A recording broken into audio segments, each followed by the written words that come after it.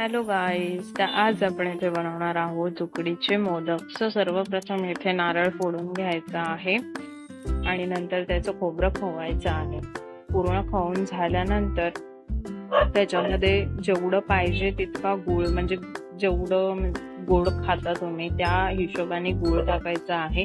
त्याच्यानंतर टोपाला तूप लावायचं आणि हे सारण त्याच्यामध्ये टाकायचं आहे. मग मस्त गॅसवरती परतून घ्यायचे जोपर्यंत गूळ मेल्ट नाही होत तोपर्यंत. ते थोडंसं हे सारण मेल्ट झालं की ते पूर्ण ड्राय करून घ्यायचं.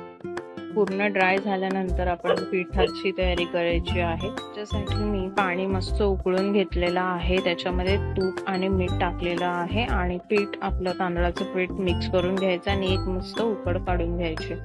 सो हे गरम गरम पीठच मळायचं जेणेकरून ते एकदम मऊ आणि एकदम मस्त मळलं जातं. वरून तेलाने थोडंसं मळून घ्यायचंय परत. त्याच्यानंतर चाळणीला तेल लावून घ्यायचंय मोदक ठेवण्यासाठी.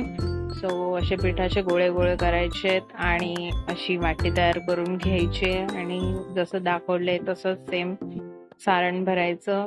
त्या जास्त पण सारण नाही भरायचं आणि एकदम कमी पण नाही भरायचं. आणि पिठाची जी वाटी कराल ती पातळ केली पाहिजे, जेणे नाहीतर जाड ठेवलं तर ते पीठ लागतं. सो त्यामुळे हे असं दाखवलंय त्याप्रमाणेच करायचे. अशा प्रकारे आपला मोदक हा रेडी झालेला आहे.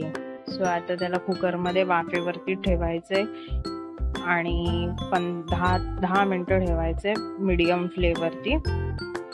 सो अशा प्रकारे आपले मोदक रेडी झालेले आहे. रेसिपी आवडल्यास लाईक करा, शेअर करा, कमेंट करा आणि सबस्क्राईब करायला विसरू नका. थँक्यू.